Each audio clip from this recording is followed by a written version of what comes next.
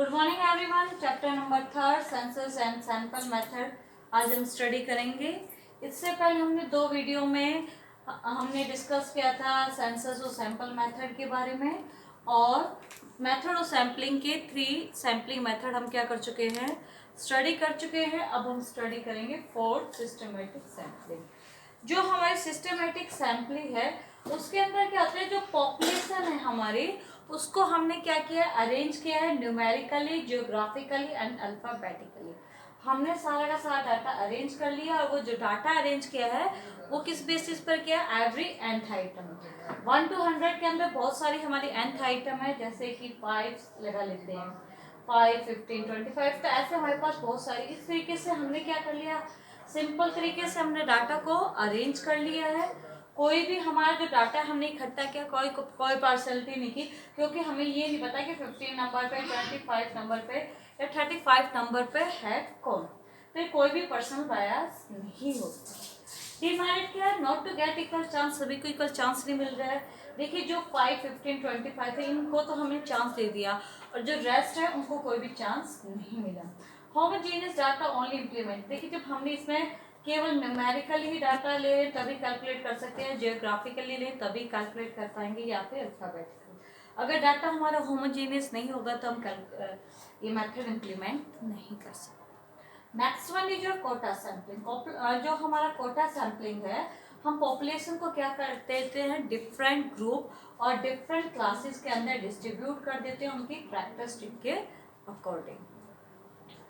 तो जब हमने, जैसे कि आपको एग्जांपल बताती हूँ कि ये क्या होता है, हमारा जो ऑनलाइन जो एग्जिट पोल्स वगैरह होते हैं, या फिर ओपिनियन पोल की बात करें, या फिर टीवी के रिगार्डिंग क्या सर्वे वगैरह करते हैं, जैसे कि सपोज कीजिए 500 लोगों पर 500 पीपल है, उनके रिगार्डिंग हमने क्या किया, एक टीवी सर्वे किया कि नंबर ऑफ पर्सन कितने जो उसको देख रहे हैं, कितना मतलब कि टीवी कितना यूज़ कर रहे हैं। 50% जो हाउस वाइफ है कर रही हैं, 10% स्टूडेंट कर रहे हैं, या 15% एम्प्लॉयज़ कर रहे हैं, और रेस्ट अनएम्प्लॉयड पर्सन। तो ये सारा हमारा कोटा सैम्पलिंग के अंदर हमारे पास डाटा आ गया।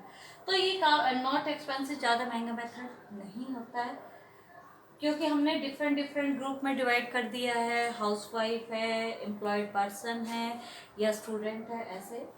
डिमेरिट है, हाई पर्सनल बायस है, हम अपने हिसाब से जो सर्वे करते हैं तो किसी जिसको हम सुपीरियर देना चाहे उसको सुपीरियर देते हैं।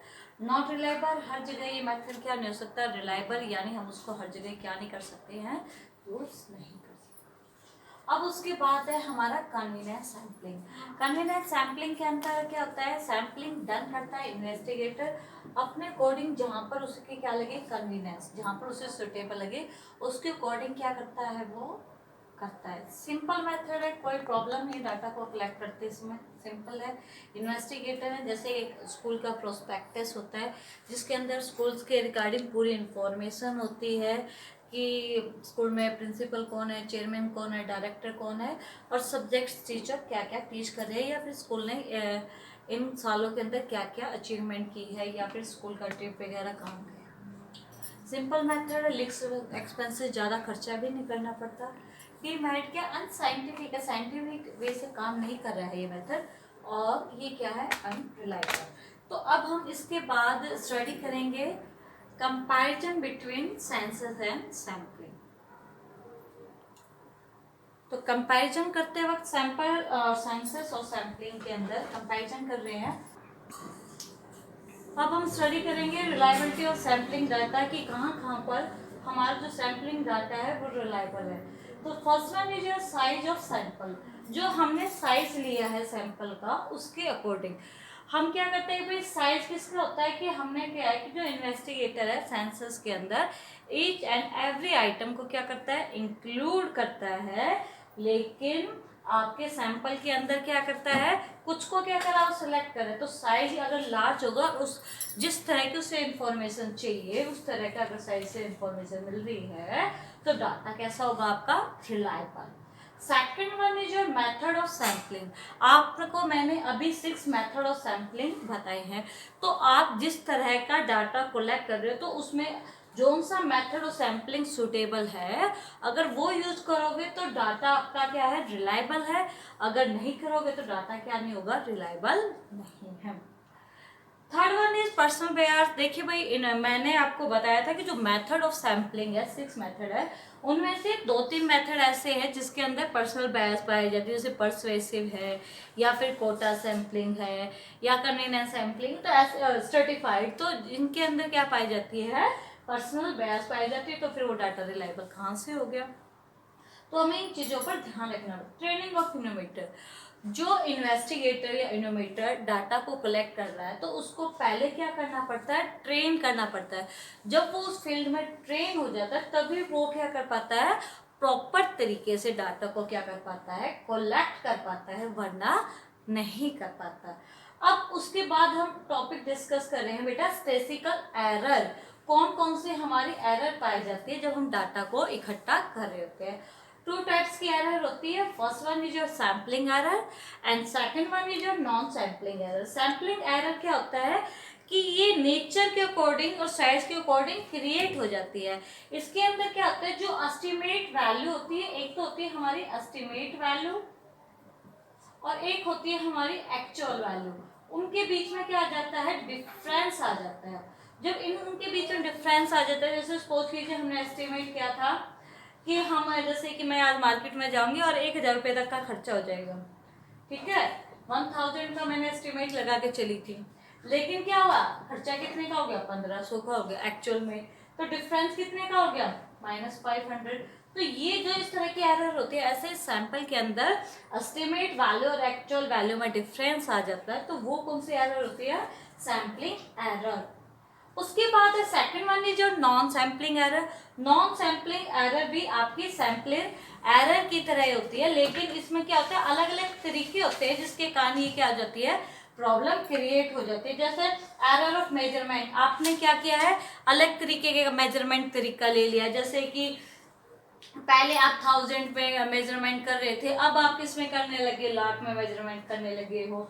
या फिर एरर ऑफ नॉन रिस्पॉन्स, जो उसने क्या किया, आप इनोमिनेटर और रिस्पोंडेंट से क्वेश्चन पुट अप कर रहे हो, लेकिन वो क्या नहीं दे रहा है, आंसर नहीं दे रहा है, रिस्पोंडेंट के आंसर देने के ना देने के कारण, या फिर मैं आपका मिस इंटरप्रिटेशन, आप मतलब कि आपने उससे क्वेश्चन पूछा, वो आंसर नहीं दे रहा है।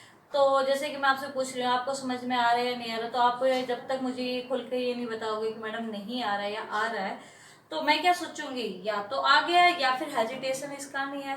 तो ये सारा आपके नॉन सैम्पलिंग एरर होती है।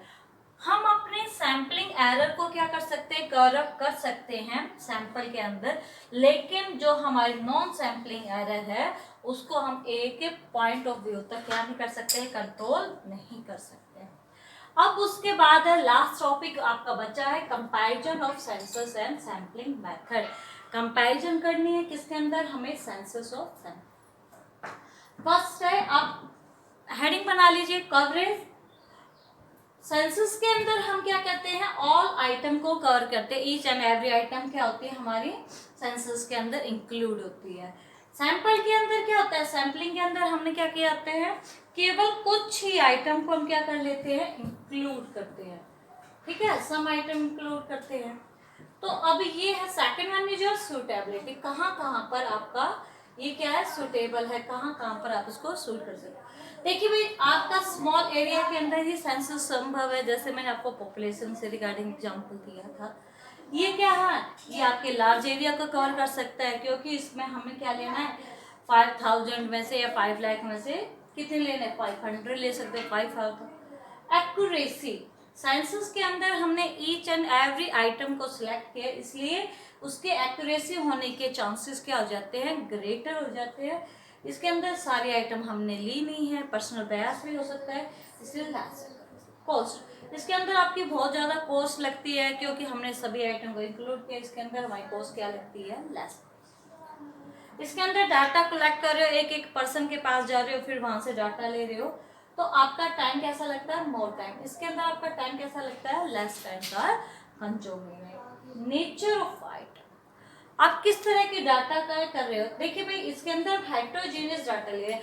हेट्रोजीनियस मीन्स कि आप इसके अंदर जैसे कि आप एरिया में जा रहे हो, एज के रिगार्डिंग डाटा ले रहे हो, फिर उसके बाद उनका ऑक्यूपेशन है, इनकम कितनी है, एक्सपेंडिचर कितना है, लिटरेसी, तो इस तरीके से आप बहुत चीज़ों के रिगार्डिंग डाटा ले रहे हो।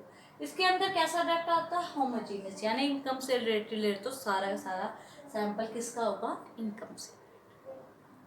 वेरीफाई, इसके अंदर क्या होता है कि हम डाटा को क्या नहीं कर सकते, वेरीफाई नहीं कर सकते, क्योंकि हम इसके अंदर सारी के सारी आइटम्स को कवर कर रहे होते हैं, तो हमें पता ही नहीं लगता है कि कहाँ पर गलती हुई है। और अगर हमें उसको वेरी